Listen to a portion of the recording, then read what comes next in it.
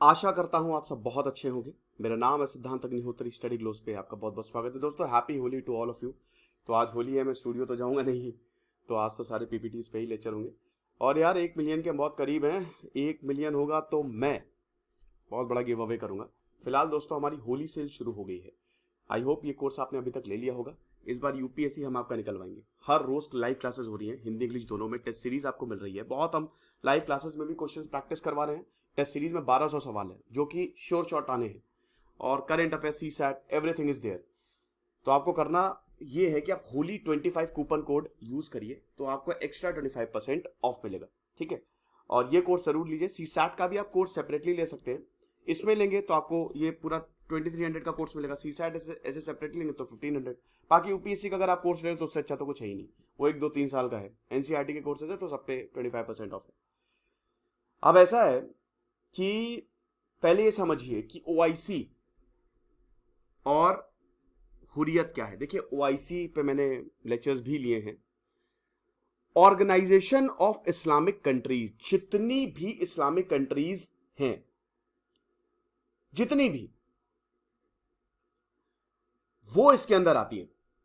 ठीक है, 1969 में इसको बनाया गया था, और इसमें 57 मेंबर स्टेट्स हैं। 57, और सब इस्लामिक कंट्रीज है। मुस्लिम वर्ल्ड इसको बोला जाता है, इंटरनेशनल पीस और हार्मनी को गार्ड करने के लिए। अभी इनके जो सेक्रेटरी जनरल है उनका नाम है हिसेम ब्राहिम ताहा। ये चीज है। चलिए मुझे ये बताइए कि इसका हेडक्वार्टर कहां है। मैं आपको बता दूं कि इसका हेडक्वार्टर जो इस्लाम की सबसे पवित्र जगह है वहां पे है। तो आपको मुझे कमेंट बॉक्स में यह बताना है। ओआईसी का यूनाइटेड नेशंस में भी परमानेंट डेलीगेशन है, यूरोपियन यूनियन में भी। मतलब ये एक सेपरेट बॉडी है। जैसे मान लो कि 4 लोग हैं, रमेश, सुरेश, अजीत, और चौथा एक पूरी की पूरी ऑर्गेनाइजेशन है, ह्यूमन राइट्स ऑर्गेनाइजेशन। तो हम इनको एक पूरी की पूरी बॉडी ही बोलेंगे। ये 4 हैं, समझ रहे हो। तो ऐसे इनका यूरोपियन यूनियन और यूनाइटेड नेशंस में भी डेलीगेशन है। इनकी अगर पूरे मुस्लिम स्टेट्स की अगर बात करें तो इनकी जो टोटल पॉपुलेशन है वो 200 करोड़ है। 200 करोड़, 2 बिलियन। साथ ही साथ पूरी दुनिया के वैसे 850 करोड़ है, तो 200 करोड़ यानी कि बहुत ज्यादा पॉपुलेशन है। ये चीज। तो अब ऑर्गेनाइजेशन ऑफ इस्लामिक कंट्रीज के ऊपर बवाल हो गया। क्यों बवाल हो गया है? क्योंकि इन्होंने हुर्रियत को बुला लिया। अभी हुर्रियत क्या है भाई? अभी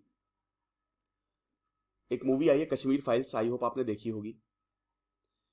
Hurriyat, all parties Hurriyat conference, APSC, जिसको हुर्रियत ही बोला जाता है।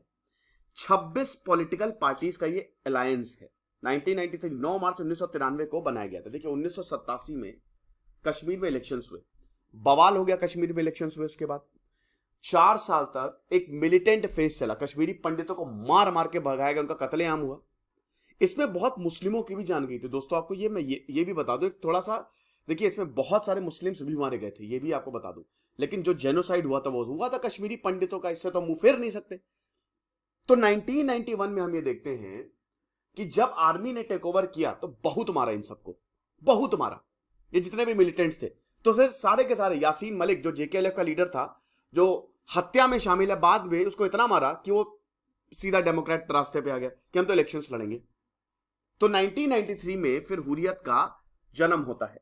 पॉलिटिकल फ्रंट है ताकि कश्मीर को आजाद करवाया जा सके। अब देखिए ये डायरेक्टली नहीं बोलते, इनडायरेक्टली बोलते हैं। जब भी आप इनसे बोलेंगे तो ये बोलेंगे भाई प्लेबिसाइड करवा लो।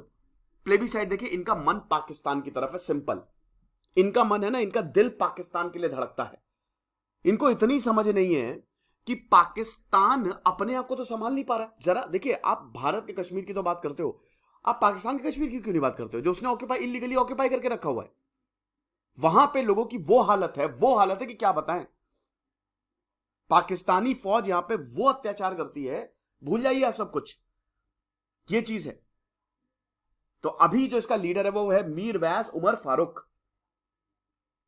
तो पाकिस्तान में कुछ भी होता है, जैसे यासीन मलिक एक बार हाफिज सईद के साथ बैठा हुआ था और उससे पूछा कि अभी 3-4 साल पहले की बात है दोस्तों, नहीं 3-4 शायद 2016 या 2015 की बात है। और जब उससे पूछा कि वहां पे क्या कर रहे हो, तो कह रहा अरे मैं तो वहां पे एंशन कर रहा था। अब देखिए, बातचीत होनी चाहिए, बिल्कुल बातचीत होनी चाहिए। अटल बिहारी वाजपेयी, मनमोहन सिंह ने बहुत अच्छा इनिशिएटिव लिया था, बातचीत एकदम होनी चाहिए।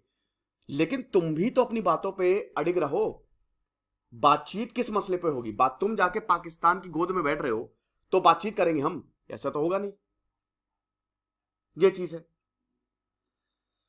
तो इनकी आइडियोलॉजी यही है कि कश्मीर में प्लेबिसाइड कराओ, पार्टीशन का जो एजेंडा है वो अनफिनिश्ड है, कश्मीर में प्लेबिसाइड कराओ और कश्मीर को आजाद कराओ। बेसिकली आजाद नहीं, पाकिस्तान के साथ जाओ, सिंपल, ये हिसाब किताब है।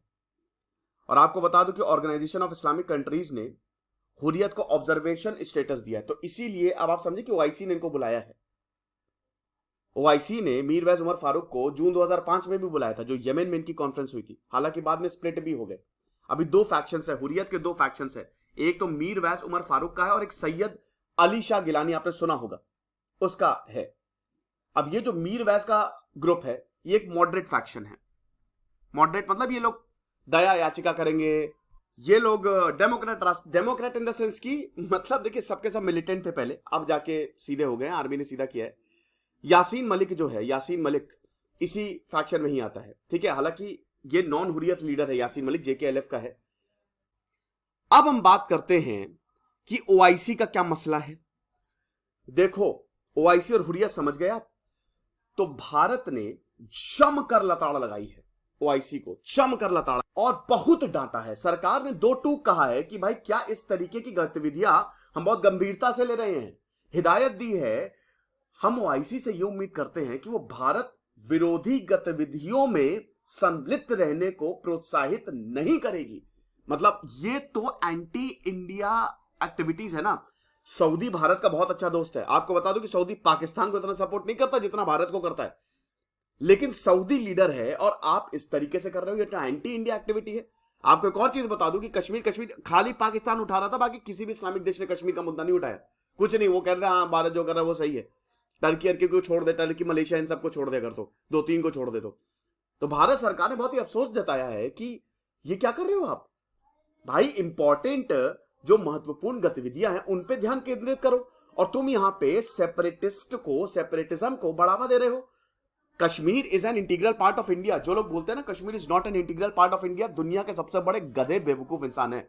Kashmir is not an integral part of India, भाई क्या बात कर रहे हो। 2500 सालों से Kashmir has been an integral part of India. Kashmir क्या, Pakistan is also an integral part of India, वो तो अलग बात है कि वो चला गया, ठीक है। तो कश्मीर आज से नहीं, कश्मीर बहुत सालों से है। शैव दर्शन कश्मीर में बहुत टाइम से है, ठीक है। तो ये तो भूल जाओ। तो यहां पे विदेश मंत्रालय के जो प्रवक्ता है अरिंदम बागची ने कहा है कि भारत उम्मीद करता है कि ओआईसी आतंकवाद और भारत विरोधी गतिविधियों में शामिल रहने वालों को प्रोत्साहित नहीं करेगी। लेकिन आपने ऐसा किया है, मीडिया ब्रीफिंग की है यहां पर अरिंदम बागची ने, कि ये तो भाई हमारी क्षेत्रीय अखंडता का, टेरिटोरियल इंटीग्रिटी का उल्लंघन है, हमारी संप्रभुता का उल्लंघन है। बहुत दुर्भाग्यपूर्ण है कि ओआईसी ने इस तरीके का काम किया है। हमने ओआईसी से बार बार भारत के आंतरिक मामलों में दखल देने की नहीं अपील की है कि आप मत करिए। क्यों? आप ये इंटरनल मैटर है इंडिया का। इस्लामाबाद में दोस्तों 22 और 23 मार्च को इनकी बैठक है, ठीक है, और इसमें ऑल पार्टीज हुर्रियत कॉन्फ्रेंस के अध्यक्ष को भी आमंत्रित किया गया है। अब आप मुझे यह बताइए कि इस तरीके का अगर रहेगा तो फिर आप बताइए कि कैसे फिर आप फिर ये बोलते हैं कि भारतीय बात नहीं करती। कैसे बातचीत करें? तुमको बात करनी है तुम इंडिया से बात करो ना, तुम जाके पाकिस्तान से बात करोगे? तुम इंडिया से बात करो, ये है। और फिर यहां पे बवाल होता है। तो एक तरफ आप ऐसा सपोर्ट कर रहे हो और दूसरी तरफ आप चाह रहे हो कि भारत कुछ करे भी ना, तो नहीं चलता है। अभी दोस्तों जम्मू एंड कश्मीर ने एक टेररिस्ट को अरेस्ट किया है, मतलब यहां पे आतंकियों को भी, लश्कर तैयबा के सब टेररिस्ट है, बारामूला से को अरेस्ट किया गया है, स्पेसिफिक इंफॉर्मेशन मिली थी। तो इधर आतंक भेज रहा है पाकिस्तान और उधर ये लोग कह रहे हैं कि हुर्रियत कॉन्फ्रेंस के अध्यक्ष को बुला। हालांकि देखिए बुलाने से कुछ नहीं होगा, ये बहुत ही कमजोर नेशंस हैं, ठीक है। भारत एक सुपर पावर है तो मुश्किल है। लेक्चर आई होप आपको अच्छा लगा होगा। Happy Holi to all of you. हमारे कोर्सेज को जरूर अवेल करें। Thank you so much.